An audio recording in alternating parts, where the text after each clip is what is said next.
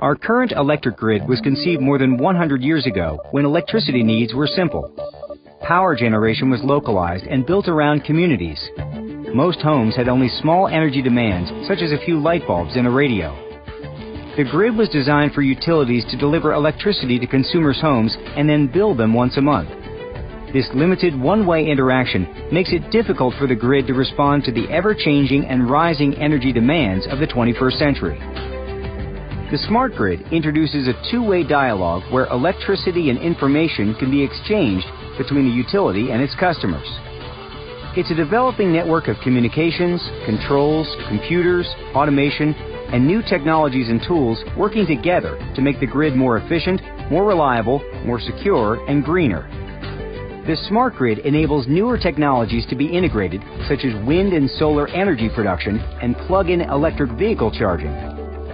With our participation as informed consumers, the smart grid will replace the aging infrastructure of today's grid, and utilities can better communicate with us to help manage our electricity needs. The smart home communicates with the grid and enables consumers to manage their electricity usage. By measuring a home's electricity consumption more frequently through a smart meter, utilities can provide their customer with much better information to manage their electricity bills. Inside the smart home, a home area network, or HAN, connects smart appliances, thermostats, and other electric devices to an energy management system. Smart appliances and devices will adjust their run schedule to reduce electricity demand on the grid at critical times and lower consumers' energy bills. These smart devices can be controlled and scheduled over the web or even a TV. Renewable resources, such as wind and solar, are a sustainable and growing source for electric power. However, renewable power sources are variable by nature and add complexity to normal grid operations. The smart grid provides the data and automation needed to enable solar panels and wind farms to put energy onto the grid and optimize its use. To keep up with constantly changing energy demands, utilities must turn power plants on and off depending on the amount of power needed at certain times of the day. The cost to deliver power depends on the time of day it is used. Electricity is more costly to deliver at peak times because additional, often less efficient power plants must be run to meet the higher demand. The smart grid will enable utilities to manage and moderate electricity usage with the cooperation of their customers, especially during peak demand times. As a result, utilities will be able to reduce their operating costs. By deferring electricity usage away from peak hours and having appliances and devices run at other times, electricity production is more evenly distributed throughout the day. The power being used right now was generated less than a second ago many miles away. At each instance, the amount of electricity generated must equal the consumption across the entire grid. Smart grid technologies provide detailed information that enables grid operators to see and manage electricity consumption in real time. This greater insight and control reduces outages and lowers the need for peak power. In control rooms across the grid, engineers will be able to more precisely and predictably manage electricity production, reducing the need to fire up costly secondary power plants. The distribution system routes power from the utility to residential and commercial customers through power lines, switches, and transformers. Utilities typically rely on complex power distribution schemes and manual switching to keep power flowing to their customers. Any break in this system caused by storms, bad weather, or sudden changes in electricity demand can lead to outages. The smart grid's distribution intelligence counters these energy fluctuations and outages by automatically identifying problems, then rerouting and restoring power delivery. Utilities can further use distribution intelligence to predict and manage electricity usage with the cooperation of their customers, leading to lower production cost. The charging of a plug-in electric vehicle can be managed over a home area network, or HAN. The HAN can balance the demand for electricity across the household and prioritize between the electric vehicle and other appliances to manage electricity usage and reduce costs. With smart grid technologies and consumer participation, utilities can more easily handle the increased demand for power to run the electric vehicles and ensure charging needs are met. By adding more plug-in electric vehicles to the grid, we have the potential to reduce fuel costs, lower our dependency on foreign oil, and help reduce greenhouse gas emissions.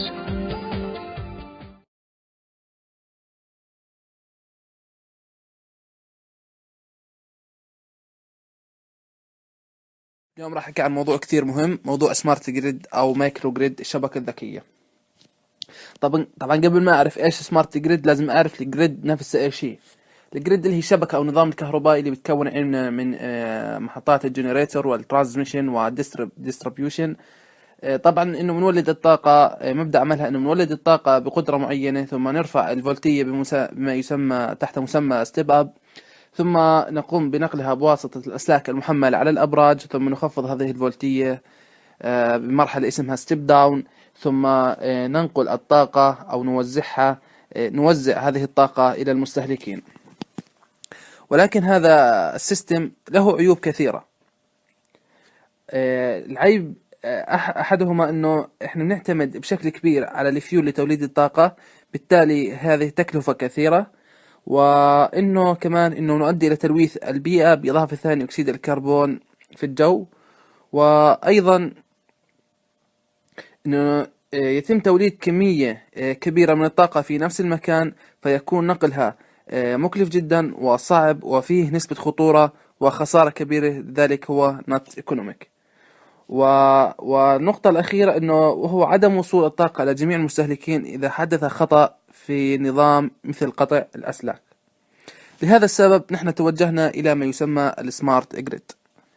طبعا السمارت جريد من اسمها إنه هي عبارة عن شبكة صغيرة داخل الشبكة الأساسية. هذه الشبكة تحتوي على محطات توليد بتعتمد بشكل كبير على الطاقة المتجددة مثل طاقة الرياح والطاقة الشمسية، ويمكن أيضا أن نولد عن طريق محطات تولد عن طريق الفيول. إذا كنا نحتاج إلى حمل صغير نقوم بتشغيل هذه المحطات الصغيرة لتساعدنا في تزويد الطاقة. طبعا هذا النظام أو شبكة ذكية تكون أيضا موصولة مع الشبكة الأساسية، بحيث إذا احتاجت إلى كمية كبيرة من الطاقة يمكن أن تأخذ من الشبكة الأساسية، وإذا كان عندها فائض من الطاقة يمكن للشبكة الذكية أن تزود الشبكة الأساسية في هذه الطاقة الزائدة. طبعا لو إحنا مثلا مبدأ عملها إنه لو قسمنا مثلا الأردن إلى محافظات، اللي مثلا إربد، العقبة، عمان، واتيفر، مثلا إنه داخل كل محافظة نعمل هذه الشبكة شبكة خاصة في كل محافظة، بالتالي كل محافظة هي تقوم بتوليد الطاقة وتزويد نفسها بنفسها بدون تكلفة عالية.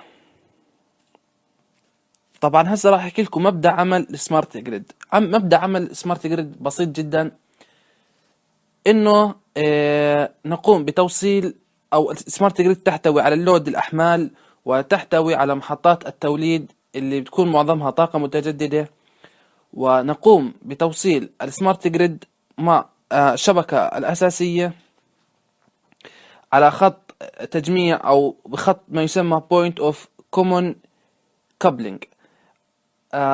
طبعا نقوم بربط جميع هذه الأجزاء مع الشبكة الأساسية، جميعها نقوم بتوصيلها على التوازي. طبعا إذا وصلنا شبكة ذكية مع الشبكة الأساسية، أي سمدت الطاقة منها، تسمى هنا Grid Connected Unknown. أما إذا فصلنا الشبكة الذكية عن الشبكة الأساسية، حيث أنها يعني الشبكة الذكية استطاعت أن تولد الكمية الكافية من الطاقة، هنا ما يسمى بالآيلاند مود أو الآيزوليتر مود.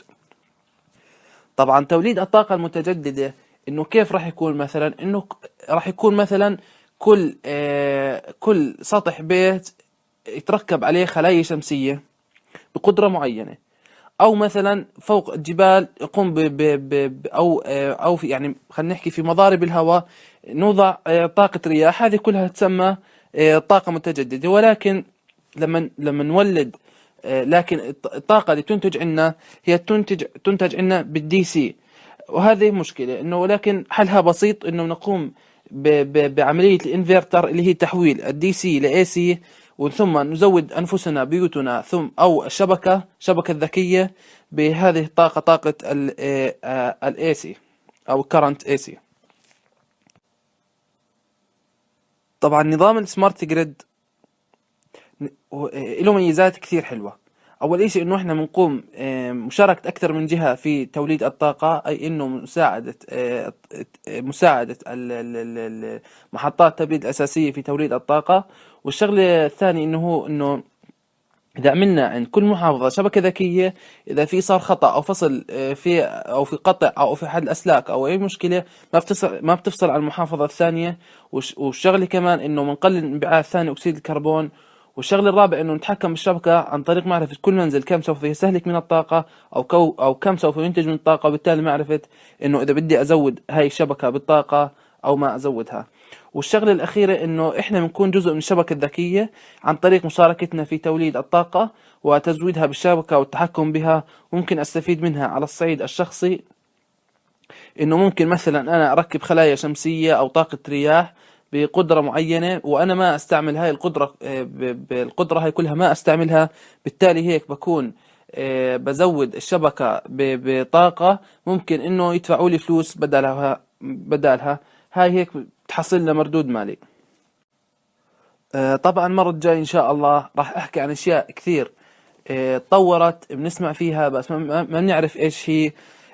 مثلا إنه المنزل الذكي، إنه كيف يعني المنزل الذكي؟ إنه مثلا إنك وإنت قاعد تتحكم بجميع أحمال البيت عندك عن طريق ريموت كنترول وإنت قاعد مكانك، أو في مثلا أشياء بتطلع مثلا مثل مكيفات، بيحكوا لك مكيفات انفرتر.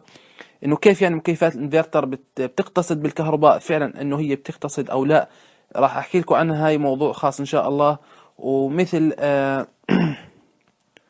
وراح أحكي كمان عن الخلايا الشمسية، كيف بتنتج لنا طاقة، وكيف مبدأها وكم التكلفة، ومن هالأشياء هاي إن شاء الله راح تستفيدوا منها. وسامحونا إذا طولنا عليكم.